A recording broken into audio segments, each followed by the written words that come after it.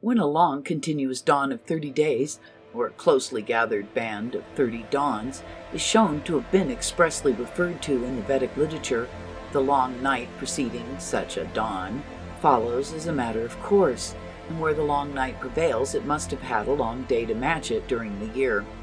The remaining portion of the year, after deducting the period of the long night, the long day, and the long morning and evening twilights, would also be characterized by a succession of ordinary days and nights, day and night together never exceeding 24 hours, though within the limit the day may gradually gain over the night at one time, and the night over the day at another, producing a variety of ordinary days and nights of different lengths. All these phenomena are so connected astronomically that if one of them is established, the others follow as a matter of scientific inference. Therefore, if the long duration of the Vedic dawn is once demonstrated, it is, astronomically speaking, unnecessary to search for further evidence regarding the existence of long days and nights in the Rig Veda. But as we are dealing with a state of things which existed several thousand years ago, and with evidence which, though traditionally handed down, has not yet been interpreted in the way we've done, it is safer to treat in practice the aforesaid astronomical phenomena as disconnected facts, and separately connect evidence bearing on each, keeping the astronomical connection in reserve till we come to consider the cumulative effect of the whole evidence in support of the several facts mentioned above. I do not mean to imply that there is any uncertainty in the relation of sequence between the above astronomical facts. On the contrary, nothing can be more certain than such a sequence. But in collecting and examining the evidence bearing on facts like those under consideration, it is always advisable in practice to collect as much evidence and from as many different points of view as possible. In this and the following 2 chapters, we therefore propose to examine separately the evidence that can be found in the Vedic literature about the long day, the long night, the number of months of sunshine and darkness, and the character of the year, and see if it discloses characteristics found only at or around the North Pole. And first, regarding the long night, a night of several days' duration, such as makes the northern latitudes too cold or uncomfortable for human habitation at present, but which in interglacial times appeared to have caused no further inconvenience than what might result from darkness. Long, continuous darkness for a number of days, though by itself it was not a desirable state of things, and the end of which must have been eagerly looked for by those who had to undergo such experience. There are many passages in the Rig Veda that speak of long and ghastly darkness, in one form or another, which sheltered the enemies of Indra, and to destroy which Indra had to fight with the demons or the Daishas, whose strongholds are said to have been concealed in this darkness. Thus it is that Vritra, the traditional enemy of Indra, is said to be engulfed in a long darkness, and Indra is described as having placed Shushuna, who was anxious to fight, in the darkness of the pit, while the next verse speaks of sunless darkness, which Max Mueller renders by ghastly darkness. In spite of these passages, the fight between Vritra and Indra is considered to be a daily and not a yearly struggle, a theory the validity of which will be examined when we come to the discussion of Vedic myth. For the present, it is sufficient to note that above expressions lose all their propriety if the darkness, in which the various enemies of Indra are said to have flourished, could be taken to be ordinary darkness of 12 or at best of 24 hours duration. It was in reality a long and ghastly or sunless darkness, which taxed all the powers of Indra and his associate gods to overcome. But apart from this legendary struggle, there are other verses in the Rig Veda which plainly indicate the existence of a night longer than the longest Sisardic night. In the first place, the Vedic bards are seen frequently invoking their deities to release them from darkness.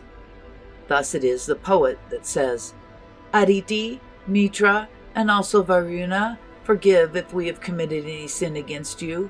May I obtain the wide, fearless light, O Indra? May not the long darkness come over us.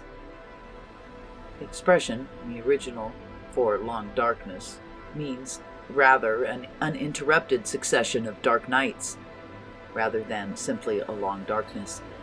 But even adopting Max Muller's rendering, given above, the anxiety here manifested for the disappearance of the long darkness is no meaning, if the darkness never lasted more than 24 hours.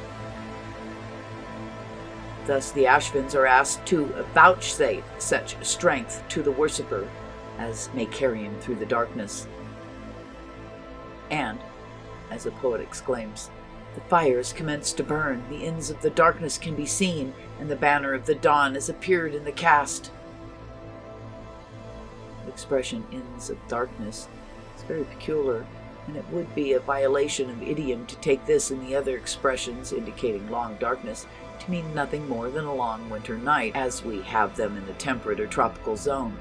As stated previously, the longest winter nights in these zones must be at best a little short of 24 hours, and even then these nights prevail only for a fortnight or so. It is therefore very unlikely that Vedic bards perpetuated the memory of these long nights by making it a grievance of such importance as to require the aid of their deities to relieve them from it. There are other passages where the same longing for the end of darkness, or for the appearance of light, is expressed, and these cannot be accounted for on the theory that, to the old Vedic bards, night was as death, since they had no means which a civilized person in the 20th century possesses of dispelling the darkness of night by artificial illumination. Even the modern savages are not reported to be in the habit of exhibiting such impatience for the morning light as we find in the utterances of the Vedic bards, and yet the latter were so much advanced in civilization as to know the use of metals and of carriages. Again, not only men, but gods are said to have lived in the long darkness. Thus it is that Agni is told that he has stayed too long in the darkness. The phrase used, shown here, is a double phrase of Jayong and Dirham, which is still more inappropriate if the duration of the darkness never exceeded that of the longest winter night. Also, the same deity Agni is said to shine during continuous nights, which, according to Max Muller, is the meaning of the word kashpa in the original. The translation is no doubt correct, but Professor Max Muller does not explain to us what he means by the phrase continuous nights. Does it signify a succession of nights uninterrupted by sunlight? Or is it only an elegant rendering, meaning nothing more than a number of nights? The learned translator seems to have nearly missed the true import of the phrase employed by him. But we need not depend on stray passages like the above to prove that the long night was known in the early days. In the 10th mandala of the Rig Veda, we have the hymn 127, addressed to the goddess of night, and in the 6th verse of this hymn, night is invoked to become easily affordable to the worshipper. In the Parishishta, which follows this hymn in the Rig Veda, which is known as the worshipper asks the night to be favorable to him, exclaiming, "May we reach the other side in safety?" In the Atharva Veda, which is a reproduction with some variations of the above Parishishta, the 2nd verse runs thusly: "Each moving thing finds rest in her, whose yonder boundary is not seen, nor that which keeps her separate. O spacious, darksome night, may we, uninjured, reach the end of thee. Reach, O blessed one, thine end." And in the 3rd verse of the 50th hymn of the same book, the worshippers ask that they may pass uninjured through the body, through each succeeding night. Now, a question is naturally raised. Why should everyone be so anxious about safely reaching the other end of the night? Why should the poet exclaim that its yonder boundary is not seen, nor what keeps it separate? Was it because it was an ordinary winter night, or was it because it was a long Arctic night? Fortunately, in the Taittirîya Samhitâ was preserved for us the oldest traditional reply to these questions, and we need not therefore depend on the speculations of modern commentators. In the Taittirîya Samhitâ, we have a similar mantra or prayer addressed to night in these words: "O Kshitrabasu, let me safely reach thy end." A little further, the Samhita itself explains this mantra or prayer thusly. Kshitrabasu means the night, and in old times the Brahmins, or priests, were afraid that the night would not dawn. Here we have an express Vedic statement that in the old time the priests or the people felt apprehensions regarding the time when the night would not end. What does this signify? If the night was not unusually long, was there a necessity for entertaining any misgivings about the coming dawn?